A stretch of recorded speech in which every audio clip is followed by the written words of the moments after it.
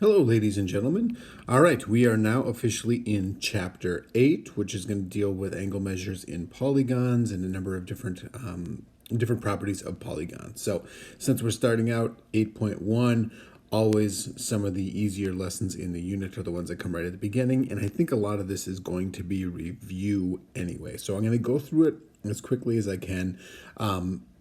If you have questions, obviously let me know via email, Schoology, or in any of the office hours. So just looking at polygons, here's a few examples I put together. We've got, a fire pit or tiles that you put in a patio, bathroom tiles, hexagonal bathroom tiles, stop signs. Some countries use money that is in the shape of different polygons instead of the round money like we have in the United States. And there's the pentagon. So just some pictures of polygons in our everyday life. All right, so here are things you probably already know about polygons. First, vocab, a diagonal, a segment that joins two non-consecutive vertices of a polygon. Very, very fancy way of just saying, if I pick a vertex right here, I can create diagonals by drawing lines straight across the triangle to other vertices, right? This one I can't draw a diagonal to, and this one I can't draw a diagonal to. That means the two non-consecutive, not two in a row, but I can draw them. Triangle sum theorem. We know that, well, I just created some triangles here. Every one of these triangles add up to 180 degrees. When we're talking about interior angles of a polygon, we're talking about these ones right here. So in this pentagon, we've got 5 interior angles.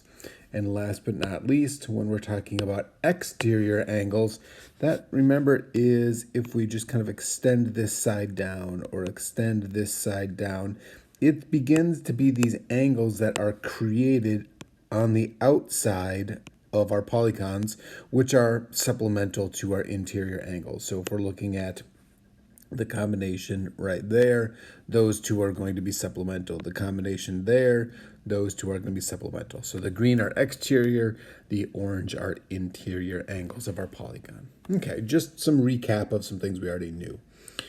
All right, back to some more stuff you probably know. So all of those definitions, I'm going to combine their absolute huge power, and we can figure out, no matter what the shape, how many degrees are in the polygon, okay? Just like we know. We know there's 180 degrees in that triangle. Well, here's the way visually you can say, okay, how many degrees then are in a pentagon, which has 5 sides? How many degrees? Well, we know that's 3. What do we got here? 1, 2, 3, 4, 5, 6, 7, 8, 9. All right, I've got a nonagon. How many degrees are in a nonagon? Here I've got a decagon. Okay, how many degrees are going to be? I think that's a decagon. Yep. And then I think I put a hexagon over here. So what we do, if you remember, is we use those diagonals and we just pick one of our vertices and we draw in all the possible diagonals. Triangle, I don't have any possible triangles. All right, why don't I pick this vertex and I will draw all the possible diagonals.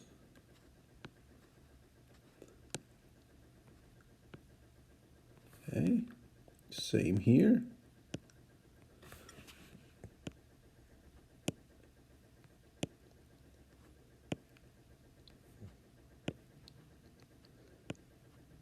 And lastly, I'll pick one vertex and we'll draw all the possible diagonals. All right, so here's the pattern, if you remember this from probably 6th or 7th grade. Note, I get 3 triangles when I break this up. In this, well, I just get 1 triangle. In my nonagon, I get 1, 2, 3, 4, 5, 6, 7. This leads to 7 triangles. In my decagon, I get 1, 2, 3, 4, 5, 6, 7, 8. I get 8 triangles in my decagon. And in my hexagon, I get 4 triangles. So what we find is that no matter what, if I draw myself a convex polygon like this, the number of triangles that I get is always minus 2, right? 5 sides minus 2 means I get 3 triangles. 3 sides minus 2, well, the triangle just gets 1 triangle. 9 sides minus 2 is 7. And then we can use that information. If I know there's 180 degrees in that triangle, in that triangle, and in that triangle, well, now I know total degrees in this entire pentagon, 3 times 180. Here, 1 times 180, not surprisingly. In our nonagon, it would be 7 times 180. So all we're going to do is take the number of sides, subtract 2. That's how many triangles we can fit inside of our figure. We know every triangle has 180, so multiply by 180. That will give you your total number of degrees inside. So all of these interior angles, if I add them all up, no matter what, if I have a regular or an irregular, this would be 4 times 180 when I added them all up. Okay, so let's just try a couple. Here is our theorem. 180 times the number of sides, n minus 2. Okay, we just figured that out pretty much on our own anyway, so that works. So what is the sum of the interior angles of a heptagon? All right, a heptagon. Well, a heptagon has 7 sides. Okay? A heptagon has 7 sides. So I ask myself, if I have 7 sides, how many triangles can I make? Well, it's just minus 2. So I can create 5 triangles in that shape. Each triangle has 180 degrees. So in sum total, 5 times 180, there will be 900 degrees in a heptagon, no matter what, right? 900 degrees in our heptagon. Okay, well, what about the sum of the interior angles of a 78gon? Well, the concept is still exactly the same. I have 78 sides. If I have 78 sides, that means I have 76 triangles within my 78gon. 76 times 180. There is, in that 78 gon, there's 13,680 degrees. And by the time you get to a 78 gon, those are some pretty wide angles, and you're almost to a circle anyway. All right. Well, what if I did it the other way around? How many sides does a polygon with a total of 2,160 degrees have? Well, we can do this, right? We know that 180 times the number of sides minus 2 gives us our total degrees, right? Well, now I've been told my total degrees are 2,160. Well, let's just plug that into this equation over here. Let's divide both sides by 180, or you could distribute the 180, whichever way you like better. 2160. So I get n minus 2 is equal to 12. I'll add the 2 back to both sides. This figure must have 14 sides. Okay?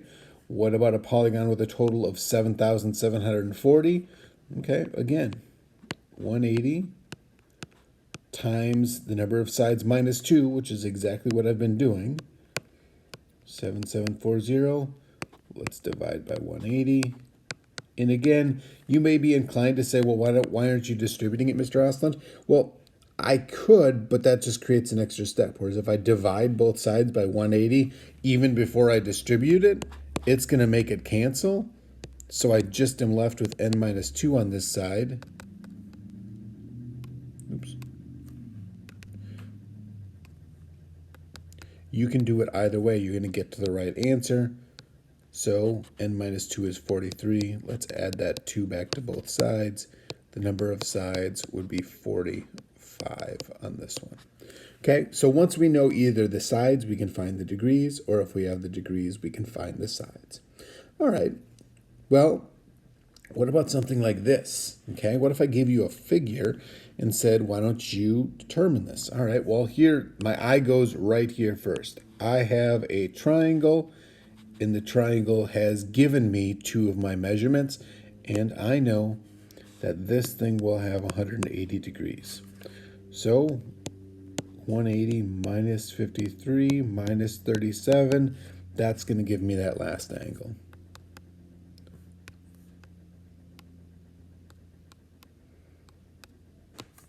So, I know this is a 90-degree angle right there. Okay, well, I also know vertical angles tells me that this one right over here is 90 degrees. Okay, so now I have a shape over here that has 1, 2, 3, 4, 5 sides, so I know it's a pentagon. I know I've got 3 of these measures, and I know these two angles are exactly the same because they both have one swoosh. Well, I can figure this out. Total in my entire pentagon is going to be, no, I completely did that wrong. Why didn't anybody stop me? All right. Sides minus 2 equals 3 times 180. I get 540 degrees total in this entire shape, okay? So total in this entire shape is going to be 540. All right, well, let's subtract what we know.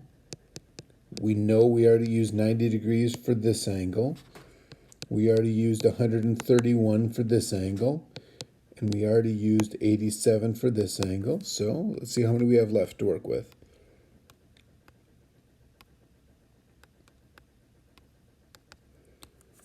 Okay, so we have 232 degrees left over in our triangle, and we have 2 angles left. Well, how do I split them? The key is noticing that they both have to be exactly the same. Well, if they're both exactly the same, I just have to divide these in half.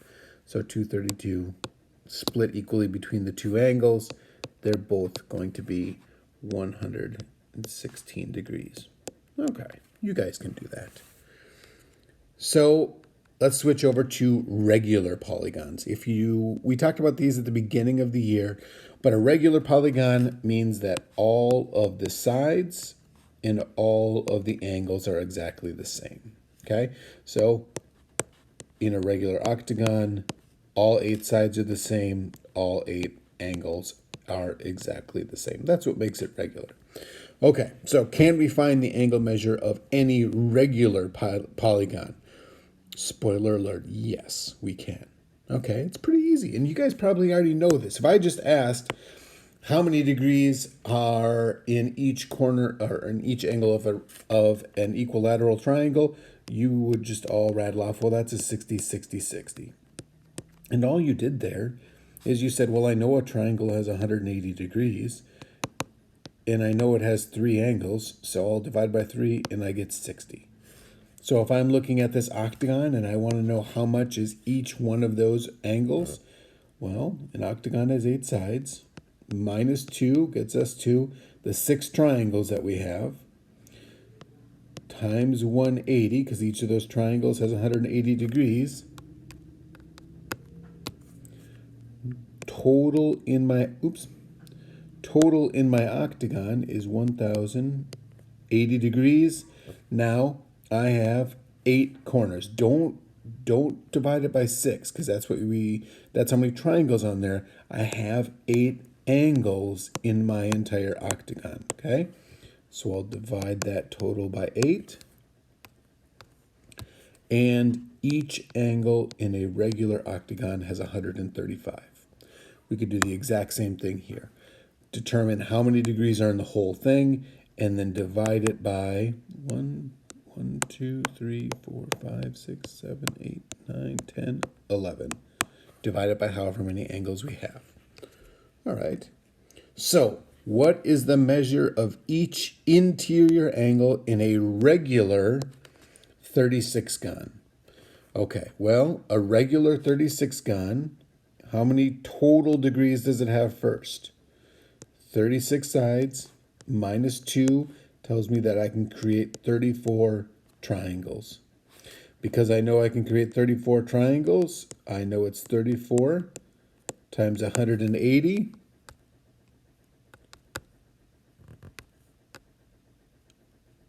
So this whole figure, if I added up every single angle in this entire figure, 6,120.